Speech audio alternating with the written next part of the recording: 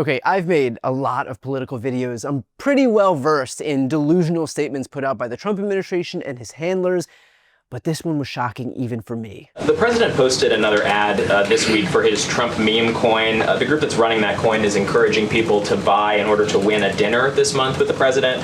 Why is the president planning to attend a dinner for the top investors in his coin? Look, the president is abiding by all conflict of interest laws. The president has been incredibly transparent with his own personal financial obligations throughout the years. The president is a successful businessman, and I think, frankly, it's one of the many reasons that people reelected him back to this office. There are at least some people who are buying this coin who seem to view it as an opportunity to influence the president's views. There was a logistics company this week that said they would buy $20 million in the coin in order to advocate for free trade between the U.S. and Mexico.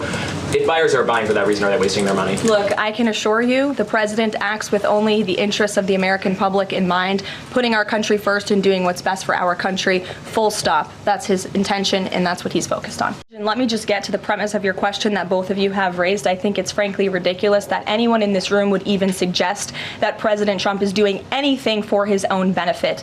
He left a life of luxury and a life of running a very successful real estate empire for public service, not just once, but twice. And again, the American public reelected him back to this White House because they trust he acts in the best interest of our country and putting the American public first. This is a president who has actually lost money for being president of the United States. I don't remember these same type of questions being asked of my predecessor about a career politician who was clearly profiting off of this office. That is not what President Trump does, and this White House holds ourselves to the highest of ethical standards. That was Karoline Leavitt, Trump's press secretary, responding to a question about Trump laundering money to himself via his crypto coins.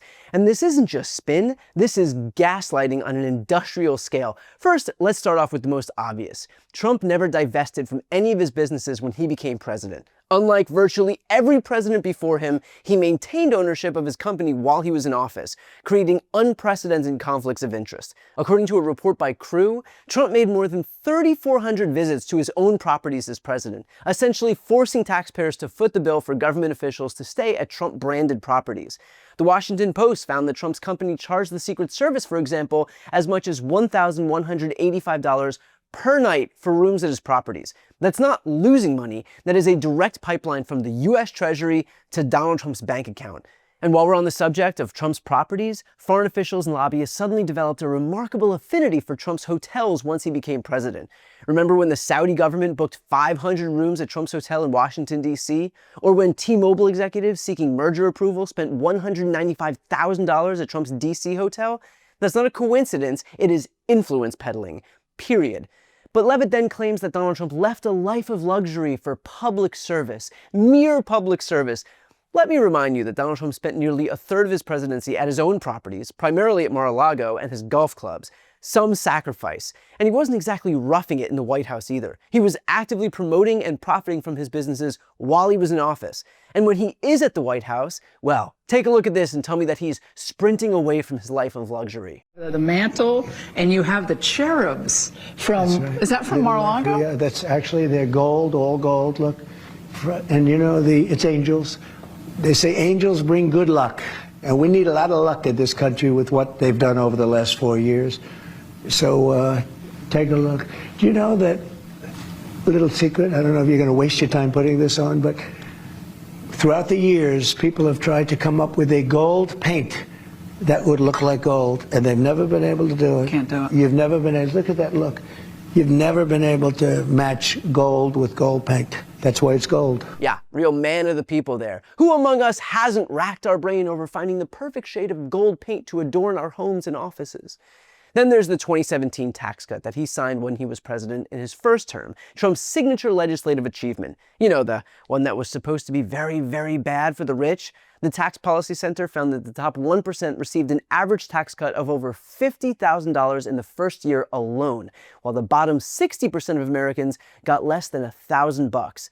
But the real kicker? Trump's own businesses directly benefited from specific provisions in the bill. For example, the tax law included a 20% deduction for pass-through businesses. That is exactly the type of business structure that the Trump Organization uses. According to an analysis by the Center for American Progress, this provision alone could have saved Donald Trump and his family between $20 million and $40 million annually. What a coincidence that the tax bill Donald Trump pushed for just so happened to include massive benefits for his own company. And how about the estate tax changes? The 2017 tax law doubled the estate tax exemption from $5.5 million to $11 million per individual. For a family with Donald Trump's claimed wealth, this change represents a potential savings of hundreds of millions of dollars for his heirs. Tell me, how many people watching this video right now have $11 million nest eggs to leave to their children? Probably not too many.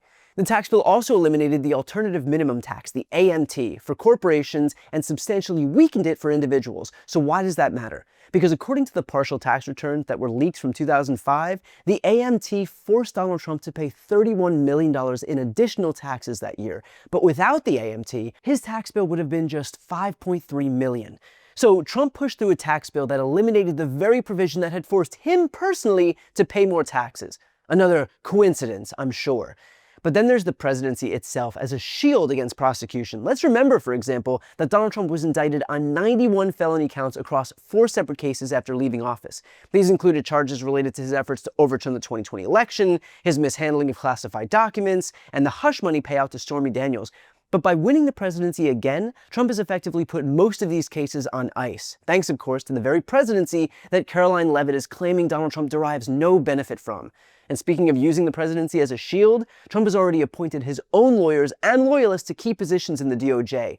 So this isn't just about avoiding prosecution, it is about weaponizing the government against his enemies while protecting himself and his allies.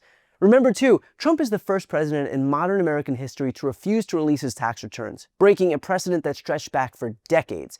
When journalists and congressional committees tried to obtain those tax returns, Trump fought them at every turn. Why the secrecy if he has nothing to hide? Why fight so hard if his business dealings are all above board?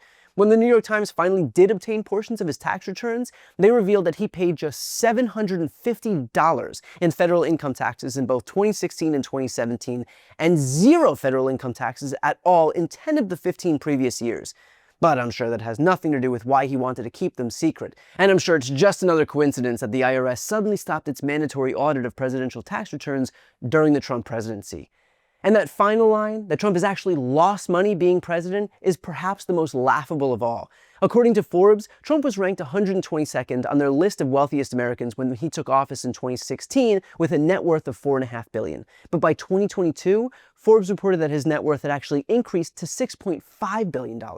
Now, I'm certainly not a math guy, but if you can explain to me how someone increasing their wealth by over $2 billion during one term in office somehow doesn't mean that you've profited from your time in office, I'm all ears.